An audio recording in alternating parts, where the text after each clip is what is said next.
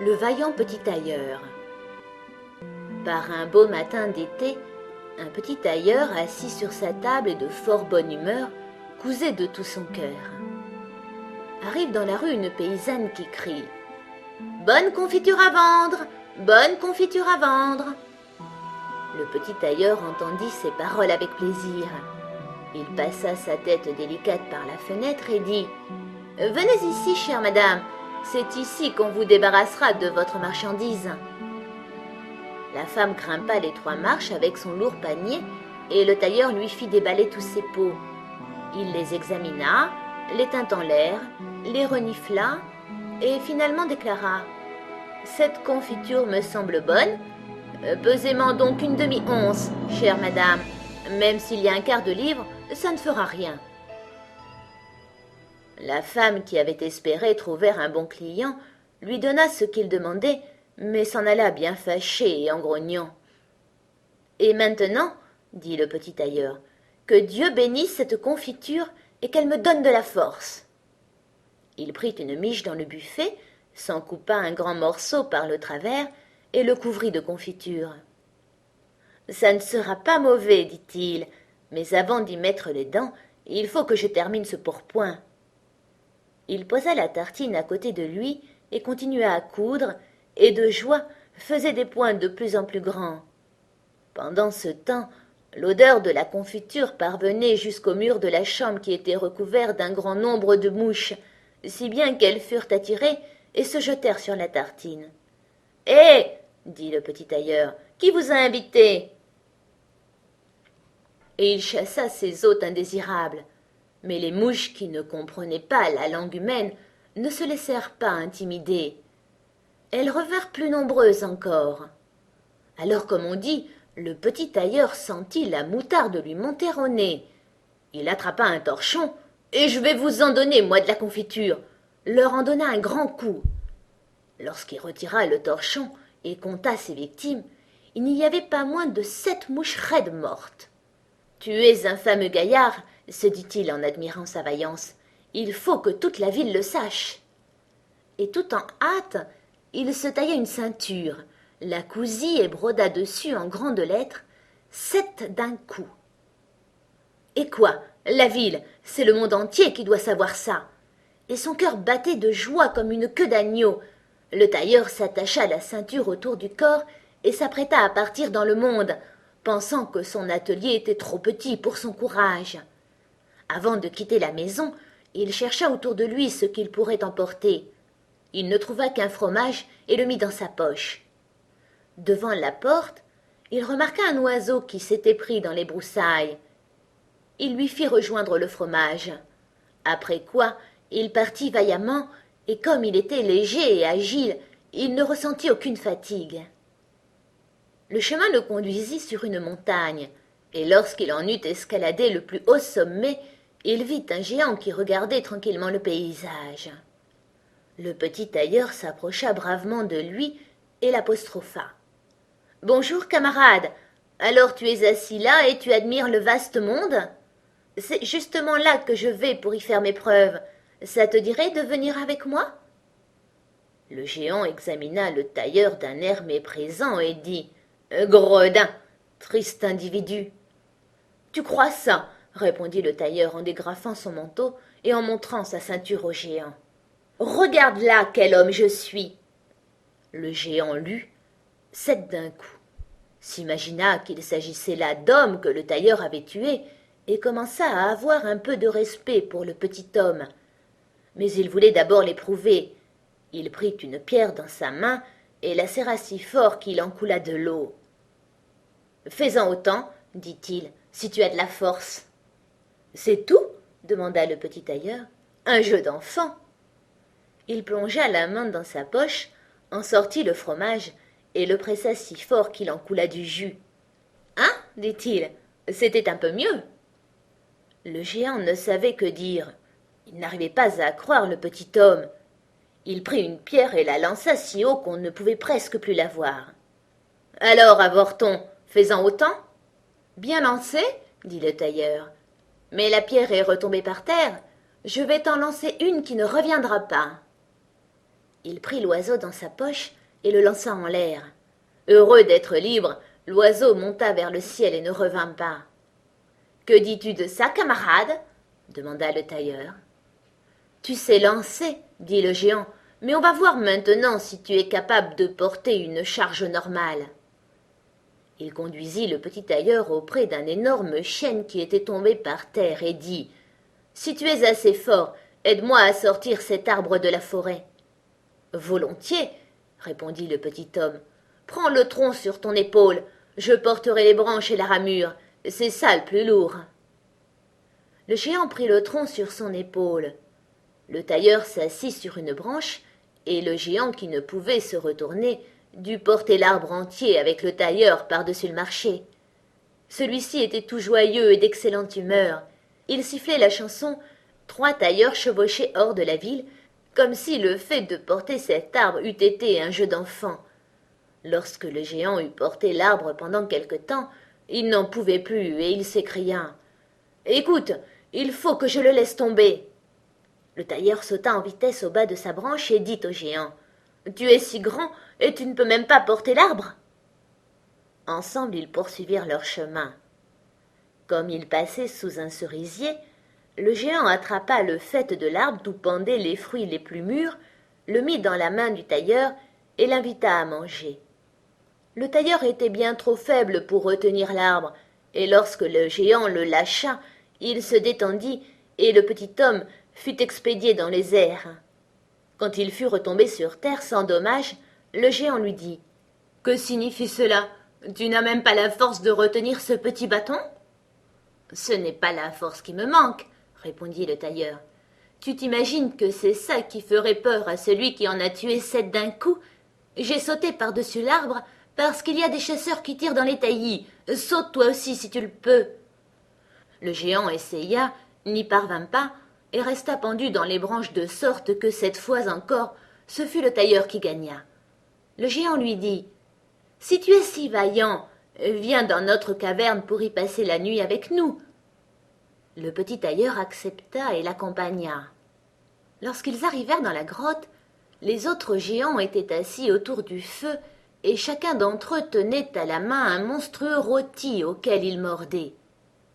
Le petit tailleur regarda autour de lui et pensa « C'est bien plus grand ici que dans mon atelier. » Le géant lui indiqua un lit et lui dit de s'y coucher et d'y dormir. Mais le lit était trop grand pour le petit tailleur. Il ne s'y coucha pas, mais s'allongea dans un coin. Quand il fut minuit et que le géant pensa que le tailleur dormait profondément, il prit une barre de fer et d'un seul coup brisa le lit, croyant avoir donné le coup de grâce au rase-motte. Au matin, les géants s'en allèrent dans la forêt. Ils avaient complètement oublié le tailleur.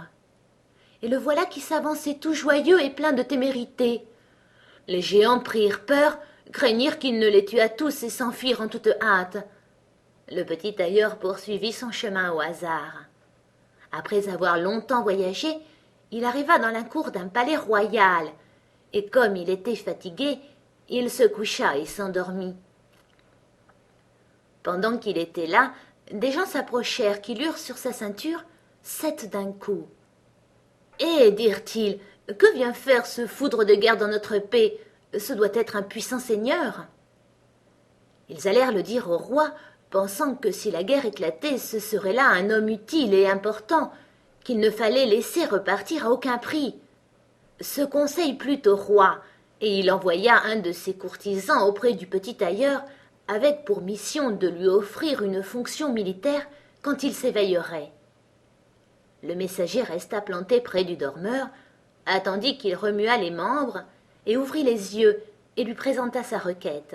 « C'est justement pour cela que je suis ici, » répondit-il. « Je suis prêt à entrer au service du roi. » Il fut reçu avec tous les honneurs, et on mit à sa disposition une demeure particulière. Les gens de guerre ne voyaient cependant pas le petit tailleur d'un bon œil. Ils le souhaitaient à 1000 lieues. « Qu'est-ce que ça va donner, disaient-ils entre eux, si nous nous prenons de querelle avec lui et qu'il frappe?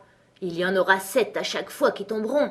Aucun de nous ne se tirera d'affaire. » Ils décidèrent donc de rentrer tous auprès du roi et demandèrent à quitter son service. « Nous ne sommes pas faits, dirent-ils, pour rester à côté d'un homme qui en abat 7 d'un coup. » Le roi était triste de perdre à cause d'un seul ses meilleurs serviteurs. Il aurait souhaité ne l'avoir jamais vu et aurait bien voulu qu'il repartît. Mais il n'osait pas lui donner son congé, parce qu'il aurait pu le tuer lui et tout son monde, et prendre sa place sur le trône. Il hésita longtemps. Finalement, il eut une idée. Il fit dire au petit tailleur que parce qu'il était un grand foudre de guerre, il voulait bien lui faire une proposition. Dans une forêt de son pays habitaient 2 géants qui causaient de gros ravages. Pillaient, tuaient, mettaient tout à feu et à sang. Personne ne pouvait les approcher sans mettre sa vie en péril. S'il les vainquait et qu'il les tuât, il lui donnerait sa fille unique en mariage et la moitié de son royaume en dot. 100 cavaliers l'accompagneraient et lui prêteraient secours. Voilà qui convient à un homme comme moi, songea le petit tailleur. Une jolie princesse et la moitié d'un royaume, ça ne se trouve pas tous les jours. Oui, fut donc sa réponse. Je viendrai bien à bout des géants, et je n'ai pas besoin de 100 cavaliers. Celui qui en tue 7 d'un coup n'a rien à craindre quand il n'y en a que 2. Le petit tailleur prit la route, et les 100 cavaliers le suivaient. Quand il arriva à l'orée de la forêt, il dit à ses compagnons « Restez ici, je viendrai bien tout seul à bout des géants. » Il s'enfonça dans la forêt en regardant à droite et à gauche. Au bout d'un moment, il aperçut les 2 géants. Ils étaient couchés sous un arbre et dormaient en ronflant si fort que les branches en bougeaient. Pas paresseux, le petit tailleur remplit ses poches de cailloux et grimpa dans l'arbre. Quand il fut à mi-hauteur, il se glissa le long d'une branche jusqu'à se trouver exactement au-dessus des dormeurs et fit tomber sur la poitrine de l'un des géants une pierre après l'autre. Longtemps, le géant ne sentit rien. Finalement, il se réveilla, secoua son compagnon et lui dit « Pourquoi me frappes-tu » ?»« Tu rêves, répondit l'autre, je ne te frappe pas. » Ils se remirent à dormir. Alors le petit tailleur jeta un caillou sur le second des géants. « Qu'est-ce que c'est » cria-t-il. « Pourquoi me frappes-tu » ? « Je ne te frappe pas, » répondit le premier en grognant. Ils se querellèrent un instant, mais comme ils étaient fatigués, ils cessèrent et se rendormirent. Le petit tailleur recommença son jeu, choisit une grosse pierre et la lança avec force sur la poitrine du premier géant. « C'est trop fort !» s'écria celui-ci. Il bondit comme un fou et jeta son compagnon contre l'arbre, si fort que celui-ci en fut ébranlé. Le second lui rendit la monnaie de sa pièce, et ils entrèrent dans une telle colère qu'ils arrachèrent des arbres pour s'en frapper l'un l'autre. À la fin, ils tombèrent tous 2 morts sur le sol. Le petit tailleur regagna alors la terre ferme. « Une chance qu'il n'ait pas arraché l'arbre sur lequel j'étais perché, il aurait fallu que je saute sur un autre comme un écureuil. Heureusement que l'on est agiles, nous autres. » Il tira son épée et en donna quelques bons coups à chacun dans la poitrine, puis il rejoignit les cavaliers et leur dit « Le travail est fait, je leur ai donné le coup de grâce à tous les 2. Ça a été dur. Ils avaient dû arracher des arbres pour se défendre, mais ça ne sert à rien quand on a affaire à quelqu'un qui en tue 7 comme moi d'un seul coup. »« N'êtes-vous pas blessés ?» demandèrent les cavaliers. « Ils ne m'ont même pas défrisé un cheveu, » répondit le tailleur. Les cavaliers ne voulurent pas le croire sur parole, et ils entrèrent dans le bois.